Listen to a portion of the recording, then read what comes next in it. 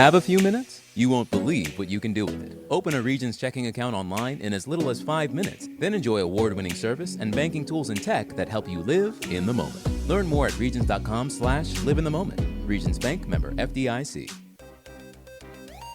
Broadcasting live from the Subaru of Gwinnett studio inside the Sonesta Gwinnett Place Atlanta Hotel. It's time for Gwinnett Business Radio. Gwinnett Business Radio is presented by Regions Bank. Brave the beginning. Member FDIC. Well, greetings, everybody. Harper LaBelle here with you, and welcome to another episode of Gwinnett Business RadioX. I look forward to our guest today, Tekia Geralds, who will be with us in just a second. I am flying solo. Stephen is not with us here today, but Mike Salmon is operating from behind the glass, and he is our engineer here today. So Mike is with us, but I will be flying solo with the exception of having Tekia with us. And I want to let you guys know we've got a very interesting guest. You're really going to like her, and she is amazing. Her husband, Devrin, who I met at the chamber meeting, will not be with us today. There was a death in the family, and Tekia, you know that he would probably want to take most of the airtime. Is that correct? Absolutely. Yeah. Well, not that I'm going to say everything, but now most women speak more than men. So is that an issue for the two of you guys every now and then? Like, who's going to get to do more of the communications? Depending on the circumstance, I'll nudge him and hey, you go. Oh, there you go. Well, good for you. You take control. It's a great partnership, and we're going to find out a little bit more about it in just a second. But first, let's talk a little bit about one of our sponsors, Subaru of Gwinnett. If you're looking for a new or previously enjoyed vehicle and you're making those final decisions, but you haven't considered looking at a Subaru yet, please do. You can enjoy the huge savings and hassle-free experience at Subaru of Gwinnett, where people help you fall in love with their cars. SubaruofGwinnett.com. Join their family today. Come on in and see the difference. Go online. Again, new, previously enjoyed. They have all kinds of different vehicles at a price range that would help fit within your budget. Subaru of Gwinnett. Well, Tekia Geralds is a part of Turnaround Community Outreach, and it is a mental health service and a facility that helps take care of people here in the Gwinnett area. We'll talk a little bit about that, but first, Tekia, welcome to the show. Thank you for being here today. And thank you for having me. And I know the circumstances are a little different with a death in the family, so again, our sympathies go to you and the loved ones that are involved with that. And Devrin was not allowed to be here today because he had to go back, right? Absolutely. He had to go visit with family, and there was a grandmother, I believe. Is that right? Yes, it was his grandmother, and she was 101 years old, so she lived a phenomenal life, well-traveled, educated lady who was also very dear to me and really accepted me into the family. So God rest her soul. She had an amazing life and really brought a lot of joy to our family. And your family is back in Louisiana. Is that Baton Rouge? Is that right? Baton Rouge, Louisiana. So I teased with you before we went on the air and say you really are Bayou Bengals, yes. right? Absolutely. LSU Tigers, and you're in Georgia territory right now. And now we're in Georgia. We have had to shift. But if the two teams play, who would you be rooting for? LSU. Yeah. The home team. Absolutely. But Kirby has done such a great job with those dogs.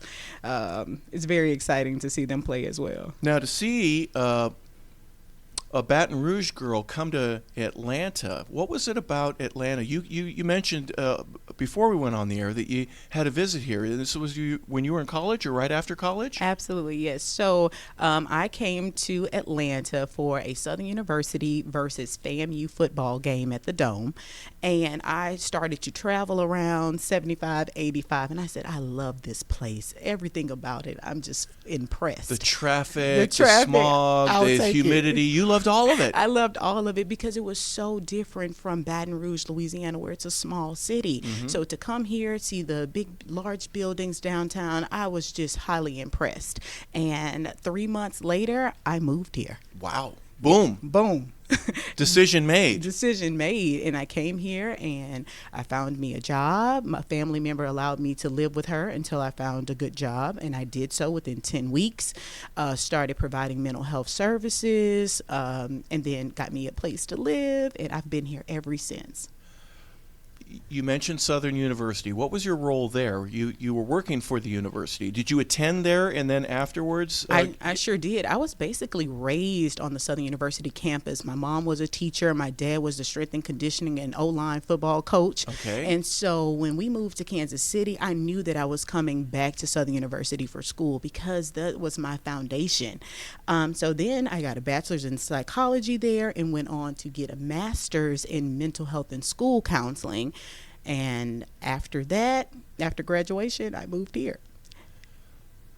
We'll go into the education and the mental health aspect. What an amazing field. They're always, even though you're learning something all the time and you're able to chart and document that, in my opinion, you're always learning something new. Always. The brain, whenever anybody figures out how well the brain works, that guy gets a Nobel Prize, pretty much, right? Or the lady. Definitely. What enticed you in terms of going in that direction in the first place? You said your undergrad was in psychology. Was there something about that science that captivated you, and you just said, I want to learn more about it? Yes.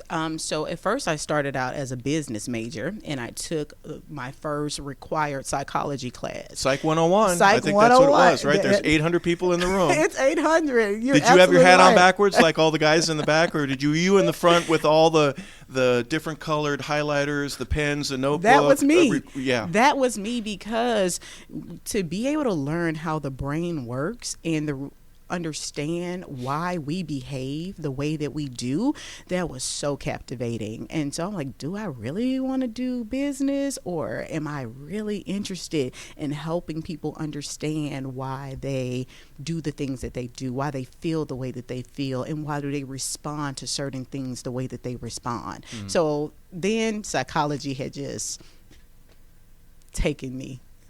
It's captivating. It really is. Then you get involved with athletics. Talk a little bit about that. Yeah, so my dad started the strength and conditioning program at Southern University in like 1992. So I did track and field. I was a SWAC champion in the women's weight throw. And after that, the strength and conditioning coach, he said, hey, I need an assistant. You've been in this weight room your entire life.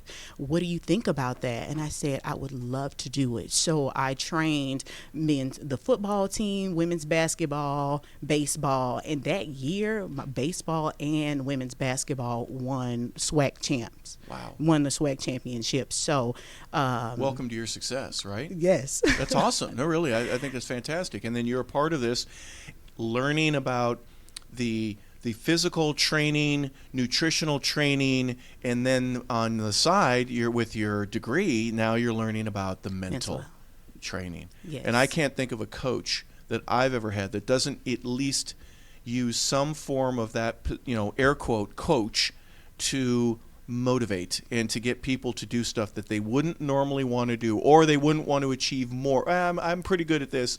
No. There's much more in you. We got to get it out. That's right. And that's what coaches do. And that followed up with you in terms of now you've got your doctorate a few years later. Okay. And how does that apply to what the athletics teach about training people and how to get the most out of them? Yeah. So it first starts with the mind. How am I going to be the best player, best athlete that I can possibly be? You have to shape your mind first, and then your body will follow. So all your training, all of your skill building, your agility, all those things start with your ability to think and your ability to create goals and standards for yourself, and just really be able to execute on both levels. I'm really not as smart as you, so I'm just going to dumb it down a little bit. Okay. Is there any truth to the saying, your body will do what you tell it to do? Absolutely. Absolutely. If you tell your body, hey, I'm not working out today, you're not going to work out. You're not going to want to work out. You're not going to work out. But if you tell yourself, I'm going to do the best that I can, I'm going to get me 10 reps in. Or I'm going to train to be a champion, a SWAC champion, or wherever you are. I'm a human champion. Absolutely. The champion of my family. That's right. Yeah. Very interesting. All right, now, Tekia, you are co-CEO of the Turnaround Community Outreach. Let's talk a little bit about that, if you don't mind. Who's the other, your CEO, who's the other partner with you? It's my husband. Oh, it's I my should have husband, known that. Okay. The great Tekia Geralds. So my husband and I, we are the co-CEOs of Turnaround Community Outreach. Let's say in March of 2020, there was a mental health business acquisition in Baton Rouge, Louisiana. And I said, hey, what do you think about taking over this organization? I think together we can do well, we can service the community, and we can provide employment to multiple counselors. And so we purchased the business. We've had it now for almost 3 years. And we've really been able together to impact several lives, whether it's our clients, our staff, and just the community in general. Who is your target market when you use the term mental health and the outreach they're involved with that? What are you looking? Who are you looking to help and to improve the lives of?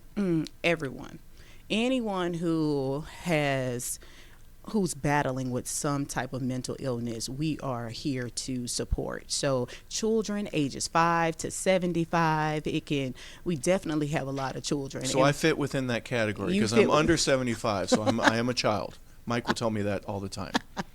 Yeah, so you do fit within that category. So anyone who comes to us, even if we don't accept your insurance, we will make sure that we provide you with some level of care and get you the referral that you need or any community resources that you need. So we want to help anyone. Now, you mentioned the business. So back in Louisiana, was there a franchise that was up for sale? Tell us a little bit about that, the acquisition and your part of that. No, there was a female owner of the company, and she was just exhausted because she really ran the company alone. And she said, I want to sell it. She told my mother-in-law about it, and my mother-in-law brought it to our attention. I went to Louisiana. I learned every single aspect of the business, from the intake to billing to referrals, every aspect of the business. And so my husband and I, we agreed, and we started to take the leadership role directly afterwards. So, Tekia, was there a magic moment in that process to where you said, I see where the previous owner may have made a couple mistakes? I'm not being disrespectful, but I think I can do this and I can make this better. What was that magic moment for you?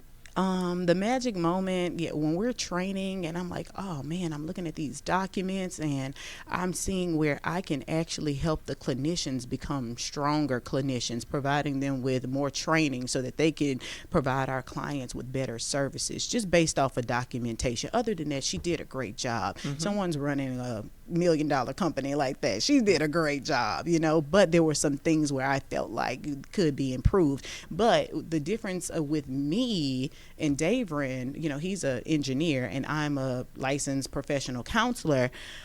The difference is having an owner that's clinical. Yeah, it makes a lot of difference because we have the clinical aspect. Everything is strong there. We have interventions. We have the strategies that our clients need. So I think that's what makes it better, is me being an actual licensed professional counselor instead of just a business owner owning a mental health agency. Yeah, well, I would think the two heads are better than one. Your ability to think things thoroughly through and say, I've looked at all the different options, and I think we have the ability to go down all three of these and be a success. And then Devrin's, I would imagine, his advantage is that, okay, I know how to get it done. Let's do it. Let's do it. Yes, and that's what makes us a great team. And we really split the business in half. He does the operations, the finance, and then I'm able to take care of the clinical component and supervising our staff. And then together we have a successful organization. Yeah, so it really appears like the personal touch would allow for you to be uniquely different than some of the other mental health and outreach types of programs that are out there. What distinguishes you and makes you guys different? We're really holistic. So we have our psychiatrists on board. So if medication management is needed, then you can go see our psychiatrist for that. Case management, if there's any linkage that you need in the community, whether it's food banks, clothes, rental assistance, any of those things, we're able to support you there. We have individual therapy, we have group therapy, substance abuse, outpatient treatment. So I think with us being holistic, we're able to help and serve our patients in a holistic manner. Mm-hmm. Is there a specific event or a trauma that most people, everyone's different, I understand that, and uniquely so, but is there something that you guys try to target in terms of, I think this is where we need to find out a little bit more about you as a patient, and we're going to try to help you, as Turnaround would, by the names, that we're going to try to take a bad series of events that are going on right now and get you in a 180 and spin you to the point where you can be a productive, successful, wonderfully included individual in the rest of the community. But what are you looking for to identify? Or is there an identifier that you go, yeah, most people that we visit with had something happen in their lives. We try to bring that out to where it's no longer a trauma. Yes. But it's something that we can now identify. We know it was bad, but you're okay now, and we're going to try to get you into your tomorrows in a more successful way and not relive the trauma of your past. Is that kind of a goal that you would have? That's the ultimate goal. Okay. You did. Look, are you in are you a psychologist? You did an amazing job. Well, I was in that 101 class, remember, but I had my hat on backwards in the back with my feet up. Look, you should have been in the front with your highlighters, because that was a great Sitting job. next to you. Yeah, absolutely. That's what we do. That's the goal. So whenever our clients come in, they receive a behavioral health assessment. There we are unpacking. We're trying to figure out where the trauma stems from. When did it occur? How is it affecting you now? What type of impairments has it caused, whether it's occupational, at school, socially? And then we develop a treatment plan, and this treatment plan really guides and navigates the treatment. So we're going to create goals. What are your goals for your trauma? I would like to eliminate flashbacks and intrusive thoughts. Okay, great. All right, so what are your objectives? Over the next 60 days, we're going to learn 4 to 5 coping skills to help reduce trauma, okay? And then we have interventions. We're going to be working on narrative writing, cognitive coping, cognitive restructuring. So that's our process, and that's our flow in order to treat our patients.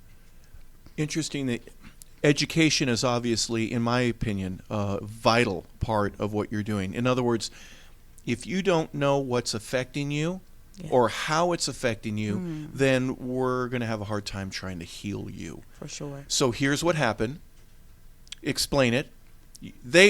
Most people already know, but here's why it continues to be a problem. You keep going back there. Yes. You keep reliving this in a way where you don't have to. Do you realize that, right? I guess, so teaching people about what are the steps or the progression in terms of healing, For sure. and allowing them to go, oh, I get it. My wife had a book called What to Expect When You're Expecting. It was a birthing book that tells you day by day, week by week, month by month, where a woman can be in terms of her pregnancy. Okay. And what to expect. Why are you going through these cravings? And when she can read about it and know ahead of time, I'm really craving a burger right now. Pull off the road. I'm hungry. I want to eat right now. Well, most men are, okay, I'm going to pull you over, but we don't know why. And when the wife says, I know exactly why. There's something that's happening, development in the baby that is causing me to crave protein or carbs or whatever. Yes. I imagine that in the mental health process, there's a certain what to expect when you're expecting for the result aspect of that. And again, I mentioned the education just a second ago. Right. What do you offer in terms of being able to help people with their next steps? There's a follow-up. I'm not just going in one time, am I? No.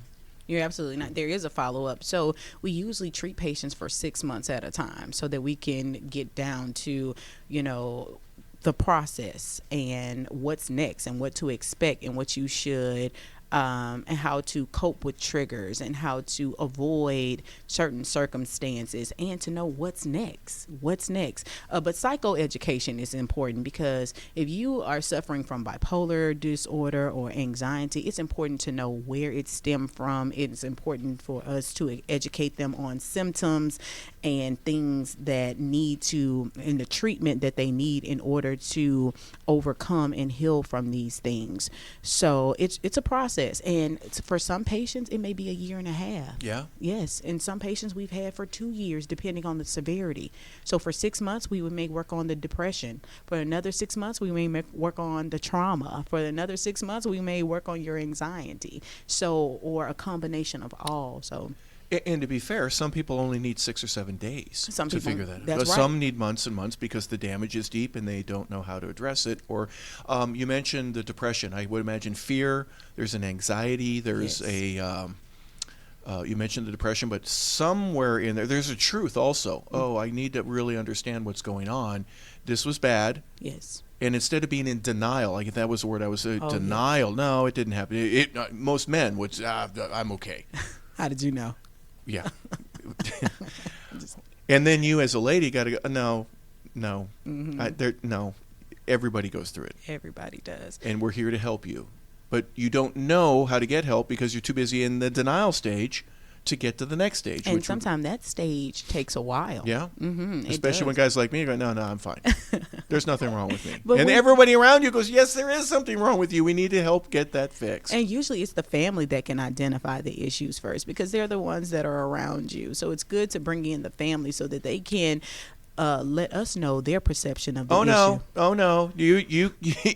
He's not telling you the whole truth and nothing but the truth right now. Yes. Yeah, you're right. It helps so much with the process when the family is able to give us a little insight of what the patient is really dealing with, and then we can really work from there because we have more information. I would imagine that most people, there's a pain, right, a trauma, and then they want to feel better. So the addiction aspect of that, or at least even if it's not a physical, a chemical, an alcoholic addiction, but there's a denial addiction, Yes. possibly, in some Yes. cases. You That's try to bring that out as well, and then get, okay, you're in this process right now, and you've been stuck here for a week, a month, a year, a decade. Mm-hmm. Now let's get you out of it. Yes. Absolutely, and that's our goal. Let's get you out of that, and let's get you into a realistic mindset. This did occur. Let's accept it. Acceptance is the next step, and then from acceptance, you can go into the healing process. So there are steps, almost like grieving. You have to go through anger, bargaining with the circumstances, and then into acceptance, and then you're able to maintain from there, and you're able to just grow and know that whatever took place in your life, you're able to move on from it. Now, just about everybody has had an event, I would imagine. Yes.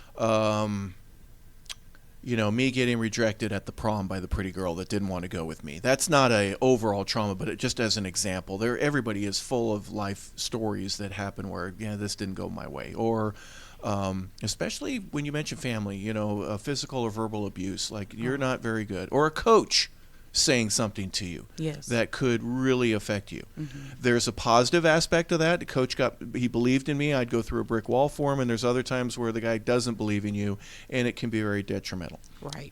Everybody has something. So there are people that are in mental health positions where they can hardly function in society. Yes. Those are people that you can work with. But they're also your CEO level. They're business people that are going, I haven't told anybody, but I really am struggling with this. And people know that there's something going on. There's a tick that somebody has. You say a certain word in a business meeting and they go off. Yes.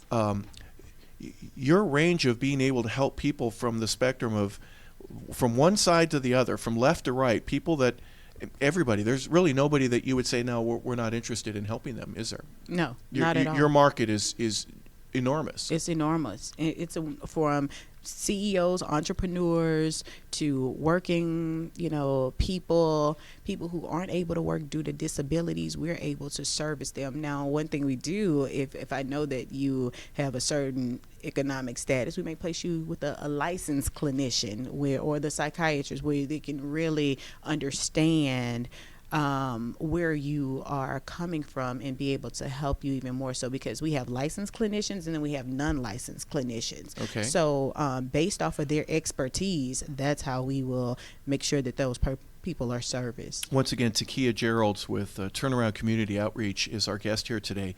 Tekia, I would imagine that there are privacy issues. I don't want anybody to know. How do you handle things like that? Oh, confidentiality is one of our primary objectives. So first you sign an informed consent, and we let you know that everything, before we even start our session, let you know that everything that's said in the session is confidential. It's like Las Vegas. What happens in Vegas stays in Vegas, right? What happens in this office stays in this office.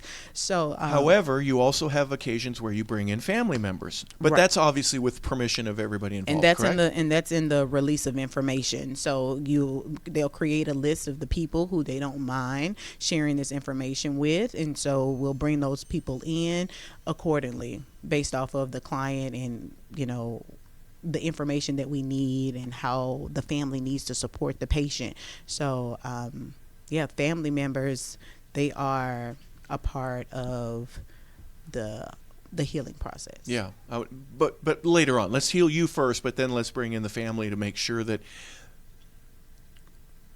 they know that you're wounded or healing, you're still in need.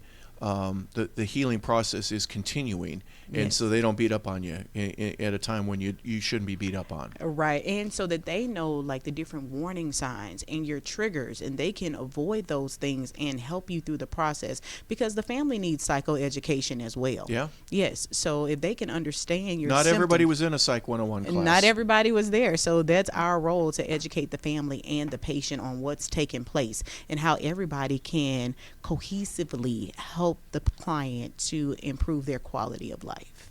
What are the characteristics that you see in some of the people that go, I need help, but they don't take that next step and call you or address it?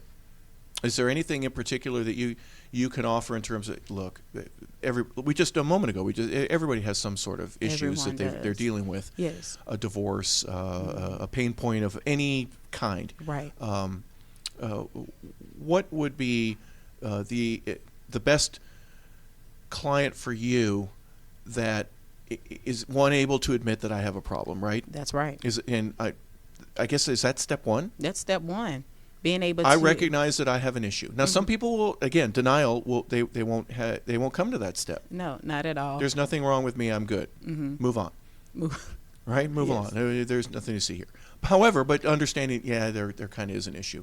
And what does it take usually for somebody to step through that door? I'm sure there's a lot of fear or nervousness about actually admitting that to a person like you. But you're there to help. So it starts with rapport. Once your client knows that you are there for them and you want to protect them, and whatever they say stays in that office, then they start to feel comfortable. This is about you. This is about the improvement in your life. It's about us like unraveling things that could possibly be wrong. So once they feel like they are comfortable with you, then they are able to be relaxed and say those things and unpack.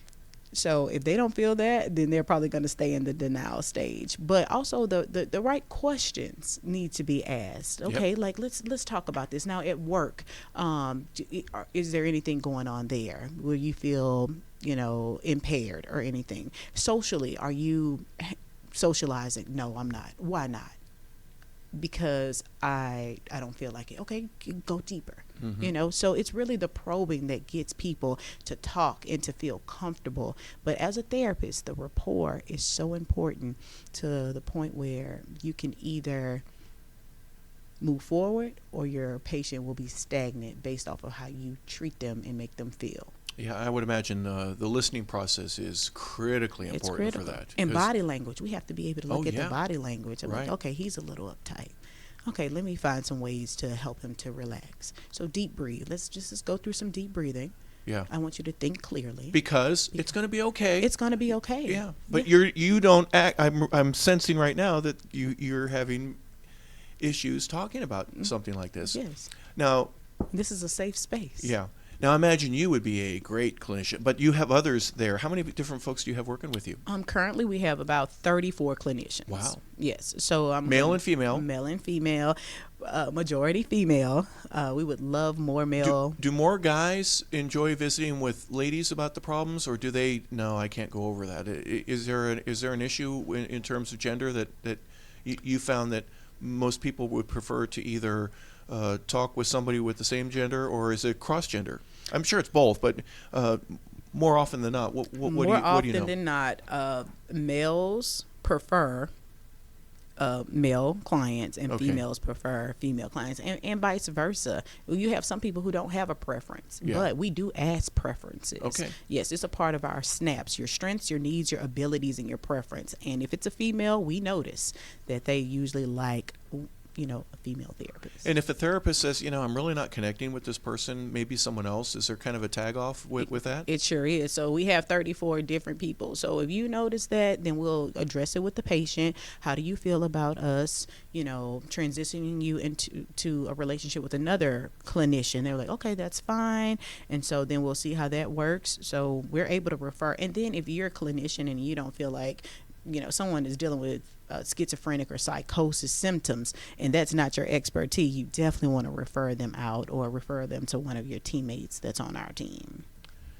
Tekia, you and Deveron are co-CEOs of Turnaround Community Outreach. Yes. Is there anything that we didn't discuss here in the last few minutes that, here's one other part of what we do that I love waking up in the morning and doing? Yes.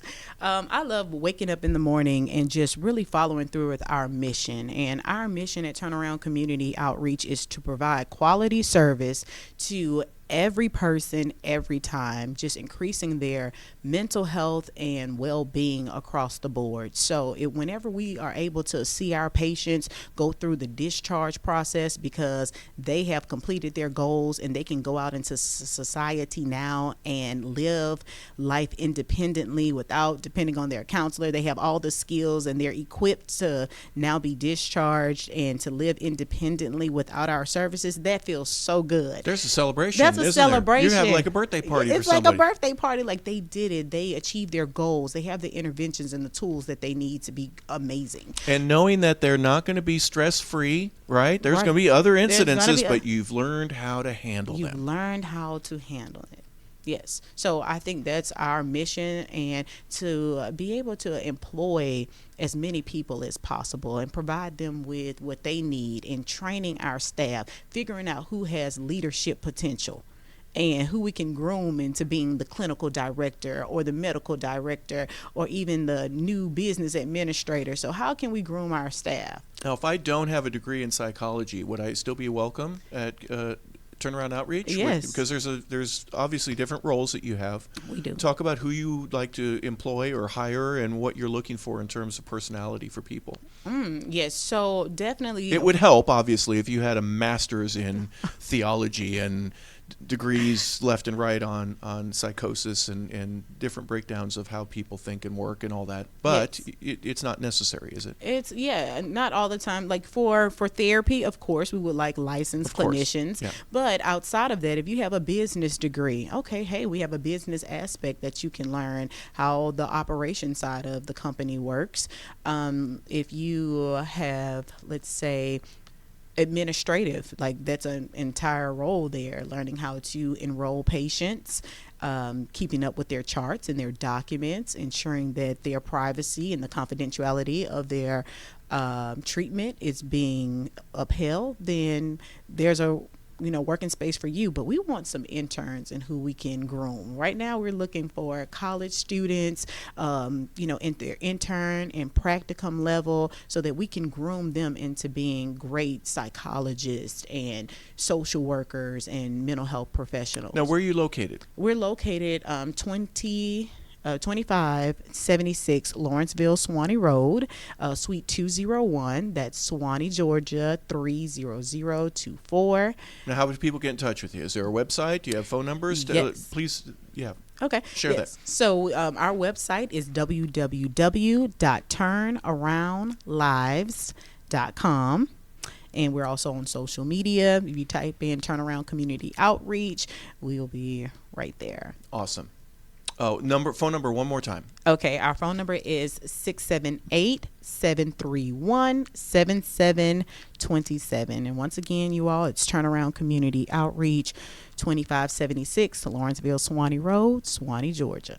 Turnaround Community Outreach. Tekia, thank you so much for being here. I know Devian was not able to be here. I met him. We were talking a little bit about football. He's an Ole Miss guy. Now, you're a Baton Rouge girl, Southern girl. Yes. And you end up meeting this this Ole Miss Rebel guy, and you fell in love. Awesome. You moved to Atlanta. Yeah. Now, you met here. Is that right? Yes, well, we actually met. We're both from Baton Rouge, Louisiana, and then he went to Ole Miss to play football. We met in Baton Rouge, and then 10 years later, we reunite here in Georgia. We get married, and now we are business partners, best friends, and husband and wife. In the athletic portion, that carries on. You've got a son? Yes. How old's your boy? He's 15 years old. And he's a stud now. That's what I'm hearing. Yes, he does. Just saying, right? Yeah, just saying. I heard it through the grapevine. And all the best. And he's football, basketball, baseball, He's all of them? football. Yeah, so Deuce Geralds plays for Collins Hill. He's an outstanding athlete, but most of all, an outstanding student with a 3.7 GPA. We're just proud of him across the board. Did you make him sit in the front of the class with the highlighters and the tape recorder and all the notes? He sits in the front of the class. Yeah, Good we've for always him. stressed that because you learn there's limited distractions at the front of the class. So just overall, he's a great kid, and we have a 2-year-old, and we believe that he's next in the pipeline for greatness. Golden children everywhere. Golden right? children everywhere. Deuce. And what's your littlest ones? Your two-year-olds name? Dallas Geralds. Do you ever get mad and just run out of D's with Devron, Deuce, and Dallas? All of you, just get the house clean. Let's go. Awesome. Yeah. Well, Tekia, thank you for being a guest with And us today. thank you for having me, Harper. This was amazing. Really enjoyed it and learned a lot. And I also realized that I don't know nearly as much as I should, right? We're always learning in terms of mental health and what the brain is capable of doing. It's just amazing. Yes. Well, thank you again. And thank you. Appreciate that. Tekia Geralds has been our guest from Turnaround Community Outreach, and we're thankful for her. And we're also thankful for our friends at Regions Bank. We're here to help your business and their financial future stay on track. Regions Commercial Banking has a team of experienced bankers in Gwinnett who can guide you in all areas of your growth. Get the resources that you need so every step that you take would be moving you closer to your business goals. Learn more by visiting their online site, Regions Community Bank, or regionsbank.com/commercial banking. Regions Bank, member FDIC. Well, that's it for today's show. Mike, behind the glass here at our studios here at the Sinista Hotel, has said it is time to part. We've got to move on and get ready for the rest of the day. We hope you have a terrific one. We want to thank you for tuning in to Business Radio X here today. For Stephen, for Mike, I'm Harper LaBelle. Thank you for tuning in, folks. Have a wonderful rest of your day.